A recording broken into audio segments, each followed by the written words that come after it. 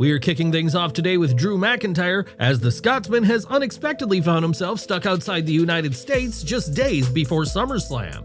According to multiple reports, this is not part of a storyline, as McIntyre was legitimately denied entry back into the country despite being a longtime US resident based in Nashville. Earlier today, McIntyre posted a video from the UK where he had traveled to attend a friend's wedding. The former WWE champion revealed that immigration issues prevented him from boarding his flight back home. "I can't get into America. They wouldn't let me board my flight. Look at this scenic countryside. Does that look like an American scenic countryside? No, I'm in England still. At my buddy's wedding, what a wedding it was, planning to go back and train for SummerSlam, but no, I got blocked." This development immediately raised concerns about McIntyre's availability for SummerSlam, with the premium live event just around the corner. Thankfully, WWE has responded to the situation. As per a report from Fightful Select, sources within the company remain optimistic that the issue will be resolved in time. WWE is reportedly confident that McIntyre will be cleared to return before the event, but officials are frustrated that one of their top stars, who is a legal resident of the United States, had to face such complications in the first place. McIntyre's SummerSlam match is already being billed as a spectacle. He's scheduled to team up with Logan Paul to take on the team of Randy Orton and Jelly Roll. With stakes high and the clock ticking, fans can only hope this real-world hurdle doesn't keep McIntyre off the SummerSlam stage.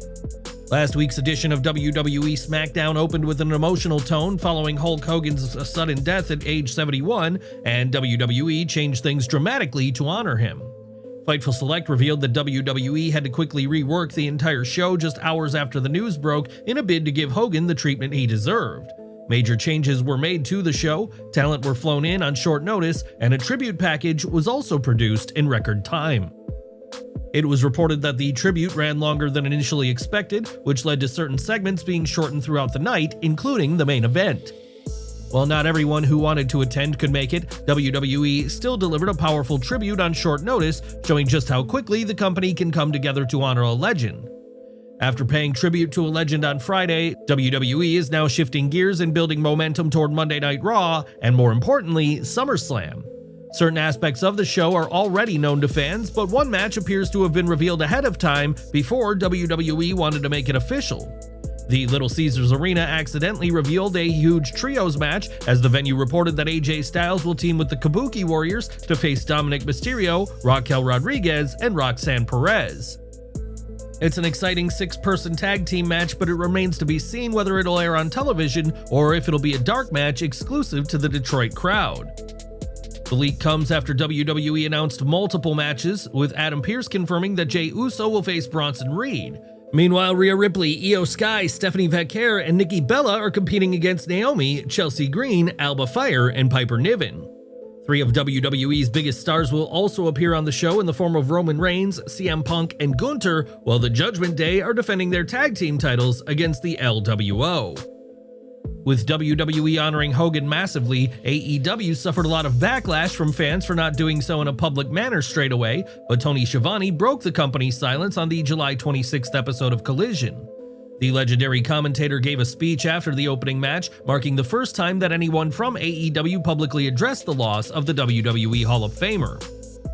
It was quite a week for all of us who have been in professional wrestling for a long time, with the unexpected death of Hulk Hogan.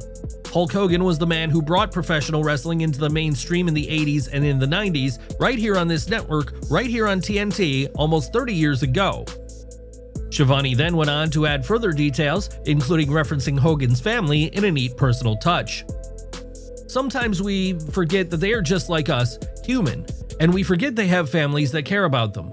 Our condolences go out to Hulk's family, his children Brooke and Nick, and his wife Skye, from all of us here at All Elite Wrestling. R.I.P., brother.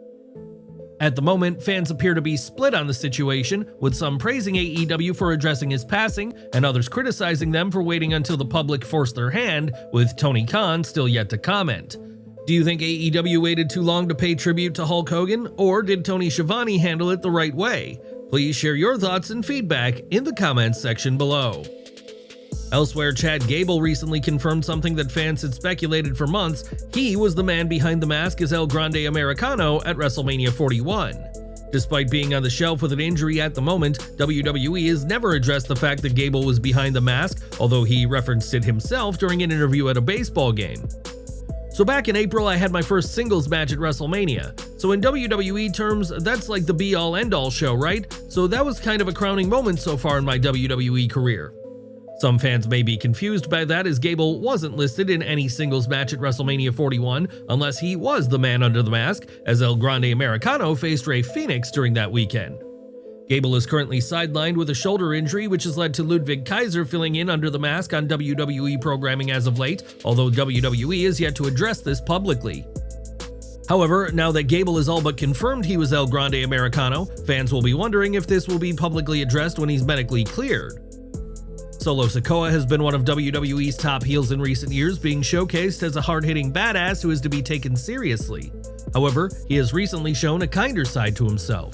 Footage leaked of Sikoa and his MFTs at the airport recently, where they protected Tiffany Stratton so she wasn't overwhelmed by fans. They stood around her like bodyguards as they walked through the airport, ensuring she wasn't bothered.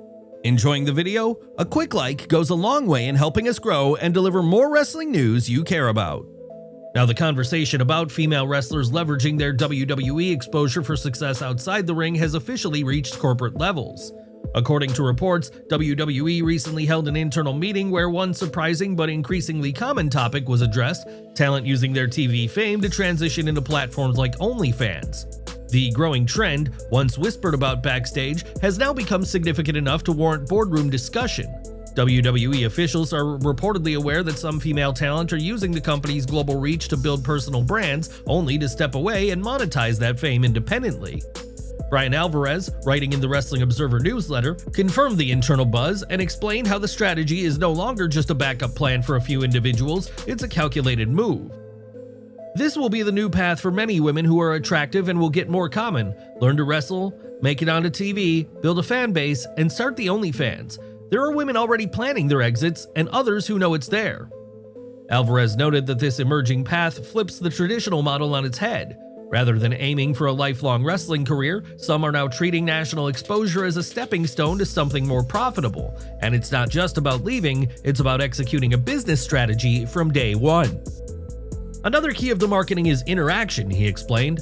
The business strategy is to have a team of people who write to the guys privately, since the highest tier people get personal interaction. WWE's concern reportedly stems from how quickly some of its top female talent are shifting focus after being prominently featured on TV. With former stars like Mandy Rose and Elena Black, formerly Cora Jade, earning substantial income through their OnlyFans pages, other women are allegedly making similar plans even before fully establishing themselves in the ring. Elena Black recently announced she's stepping away from wrestling to focus on her mental health, but Alvarez's report hints that the financial upside from OnlyFans likely played a major role in that decision. This internal discussion suggests WWE may soon implement new policies or review existing agreements, particularly around monetization and brand building outside the company. Should WWE be concerned about talent using their platform to eventually walk away, or is it just smart business by the performers? Drop your thoughts in the comments. More surprises as the drama surrounding Hulk Hogan's passing has taken a new twist, and this time it's coming from someone who claims to know the family dynamics better than most. On the July 25th, 2025 episode of the Bubba the Love Sponge show, Bubba shared a report that alleges Hogan's widow, Sky Daly, moved quickly, within 6 hours of his death, to secure control of his multi-million-dollar estate. Before reading the report on air, Bubba voiced his own suspicions about what he believed was already playing out behind the scenes. "I think they were mad because I knew they were going to start doing stuff like this. This is a report that we got this morning. It says within 6 hours of Hulk Hogan's death, his wife Sky Daly made 3 shocking moves to protect his remaining $25 million estate from outsiders." Bubba then summarized the report's claims live on the show, pointing to 3 major decisions allegedly made while Hogan's body was still warm. 1. She immediately shut down rumors about Hogan's health and death, denying coma or collapse reports and insisting he was recovering well with a strong heart. 2. She led the creation of estate trusts, moving Hogan's WWE shares, music rights, real estate, and endorsements into trusts that only she and their children can inherit. 3. She blocked legal claims from estranged adult children, Brooke and Nick. After laying out the report, Bubba questioned who the estate truly belongs to, suggesting that things may not be so cut and dry. There's reportedly $26 million up for grabs, not including another 25 to 30 in real estate. Shouldn't that go to Nick and Brooke and the wife and the grandbabies? The U.S. Sun also weighed in, giving legal context to the situation. Under Florida law, Sky Daly, Hogan's third wife, is entitled to at least 30% of his estate, whether or not she was named in an updated will or trust. Despite only being married for 2 years, Florida's spousal elective share law guarantees her that right. Legal expert June Frederickson explained the rule clearly. Even if Sky was left out of his estate and he didn't update his trust since they married, she would still get a spousal elective share, which she is entitled to 30% in Florida. Before his passing, Hogan had reportedly set up both a revocable and personal trust, likely as part of a structured estate plan designed to avoid courtroom disputes. But if certain assets weren't properly transferred, or if a family member contests the will, it could still wind up in probate. If Brooke is left out of the will, she can contest it, Fredrickson added, warning that the matter could easily land in court. Hogan's estate includes not only the $25 million in cash and business assets, but also an $11.5 million Clearwater mansion, his ventures like Hogan's Beach Shop and Hogan's Hangout, and his Real American Beer brand. And while fans are still processing the loss of a legend, what he left behind may be the next fight on the horizon. As of this writing, Sky Daly has not publicly responded to the allegations. In the same show, Bubba gave more detail on what may have led to Hogan's sudden health decline, claiming complications arose from recent back and cervical surgery, and that a major issue involved Hogan's esophagus. He claimed that Hogan had been advised by doctors to rest and avoid exertion, but the WWE Hall of Famer continued traveling heavy to support his business ventures, attend karaoke nights, and promote his new wrestling and sports bar projects. He painted a grim picture of the travel schedule Hogan was still trying to keep up with, suggesting it prevented his body from recovering. And when you're on a private plane flying at 40,000 feet to one city, sleeping in a hotel bed, and then flying to the next, your body just can't heal when it's traveling like that. It needs to be laying in bed or in your recliner at home. Now with Hogan gone, Bubba questions whether the pace Hogan kept ultimately cost him the recovery time he desperately needed. Do you think Hogan should have slowed down and rested more, or was he simply doing what he loved until the very end? Let us know in the comments and share how you'll remember the Hulkster. Outside of the WWE bubble, Alberto Del Rio's AAA career recently came to an end after he lost against El Macias, which has led to him being forced out of the company due to a match stipulation. Despite that, a new report from Fightful Select has claimed that Del Rio's status with WWE hasn't changed at this point. Del Rio has claimed there is renewed interest in him from WWE, even going as far as to tell members of the AAA locker room that he was contacted about appearing at the Royal Rumble, but WWE insiders have rejected that notion. One higher-up made it clear that if we wanted Alberto at all, much less in the Royal Rumble, he'd be here. The same source went on to say that there was never any difference or change to the status, stating that WWE intentionally distanced itself from him even after acquiring AAA.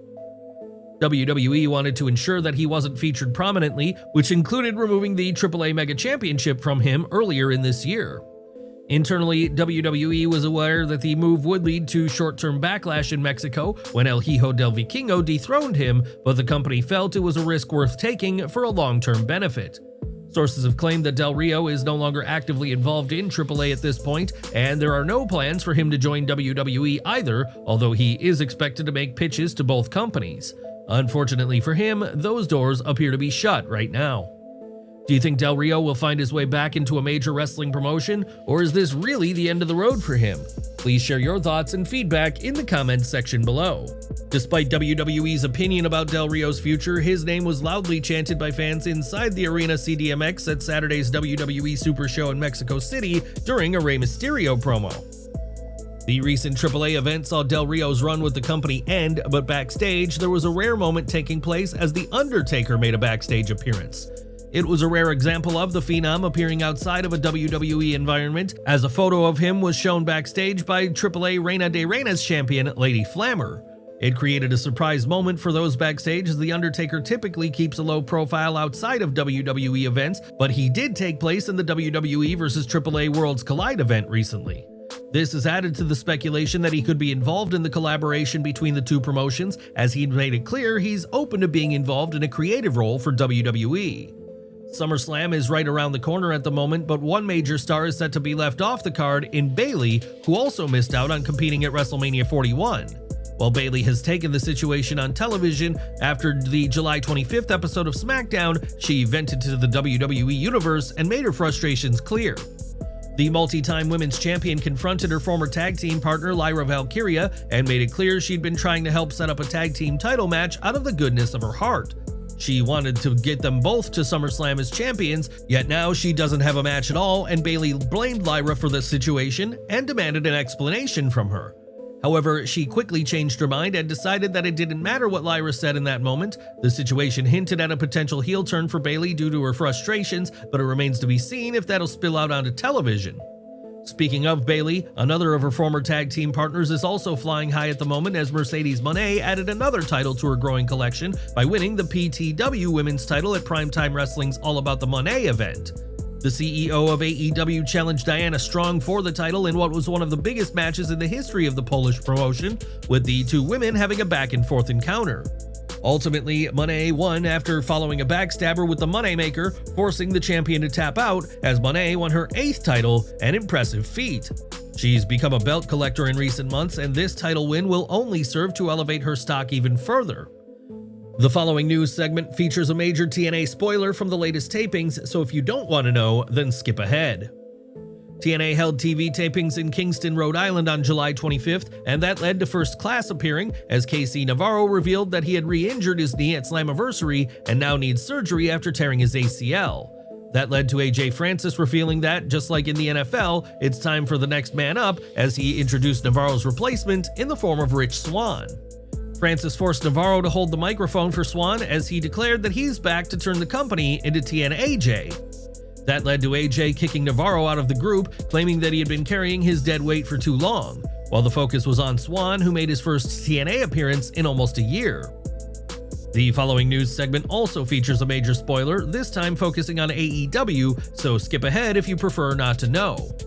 Dustin Rhodes defended his TNT title against Lee Moriarty this week, but he didn't get the time to celebrate as Kyle Fletcher made his way to the ring to challenge him for the gold. Fletcher made it clear he's annoyed that others have been getting shots before him as he demanded a singles match as he's tired of waiting, and Rhodes had no problem accepting. However, Rhodes didn't just agree to the match, he ramped up the stakes by revealing it'll happen on next Thursday's special AEW Collision episode, and it'll be a Chicago street fight. Myron Reed has been showing up on TNA Wrestling lately, but fans should be aware that this doesn't mean he's under contract, as that is far from the case. The former MLW star has been working as a replacement for Trey Miguel of the Rascals lately due to him being injured, and that has led to fans presuming that he's signed for TNA, especially since his name appeared on the website. However, according to a report from Fightful Select, that isn't the case, and Reed remains a free agent in the wrestling business. Sources claim that Reed hasn't signed a deal with TNA, although officials are expecting Reed to work extra dates, and a formal agreement hasn't been ruled out. However, as of right now, he's operating on a freelance basis, which isn't the first time, as Reed worked several dates for TNA back in 2024. One man under a WWE contract who hasn't been seen in a while is Apollo Crews, who is currently on the shelf after suffering a torn pectoral muscle earlier this year. He revealed the injury back in February following a match against Johnny Gargano, where he was notably favoring his shoulder and chest due to the situation. Fightful Select has now revealed that he's still listed as injured internally, but noted that he's doing well within his rehab and is continuing to recover. This is an injury that typically takes a long time to recover from, with wrestlers often sidelined for several months, depending on the severity of the situation. WWE hasn't provided any timeline as to when he'll be clear, but insiders have revealed that he's putting in the work to make that happen.